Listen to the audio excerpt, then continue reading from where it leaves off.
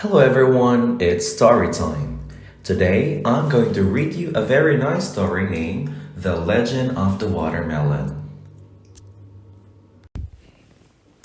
Once upon a time, during Hun King Dynasty, there was a young man named Mayantiam. He was agile, resourceful, and hardworking. The king loved Mayantiam and married his foster daughter to him. One time during a banquet, Mayantiam said, "Everything that we own are created by our own hands." The jealous courtiers had been waiting for that moment. They told the king what Mai and Tiem said. The king got terribly angry.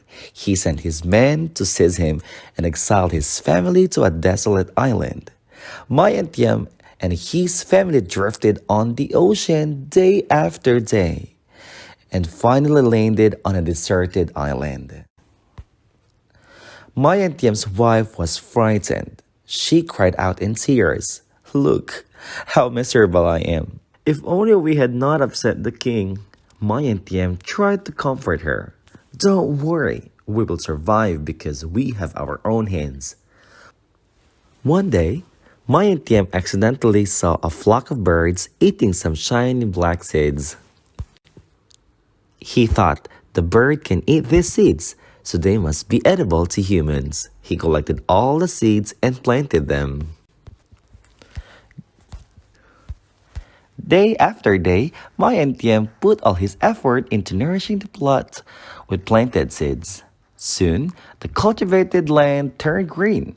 The seeds from the earth germinated and appeared a vine with big and heavy round green fruits. In fall, Mai and Tiem with his wife and kids harvested all the fruits and brought them home. The fruits had dark green skin with bright red pulp and black shiny seeds inside, and tasted uniquely sweet, cool, and fresh. After that, Mai and Tiem's family collected all the seeds and planted them again all over the island.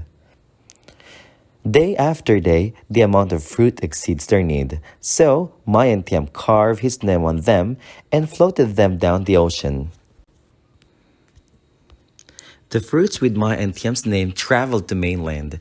Inhabitants of coastal fishing villages caught them in astonishment and tasted them. They were amazed at the fruit's sweetness and freshness, and were curious as the fruits had never been spotted before. The strange sweet fruit story was spread quickly among people. Merchants saw Mai and Tiem's name carved on the fruits, so they flocked to the island where he was living and bought the fruits to sell elsewhere. Mai and Tiem's family soon became rich and afforded a happier life. The story finally reached the king. He commanded that the fruit be carried into the court to check it himself. He saw Mai and Tiem's name carved on all the fruits. They tasted sweet and fresh. The king suddenly recalled that Mai and Tiem said everything could be created with our hands and regretted misunderstood it.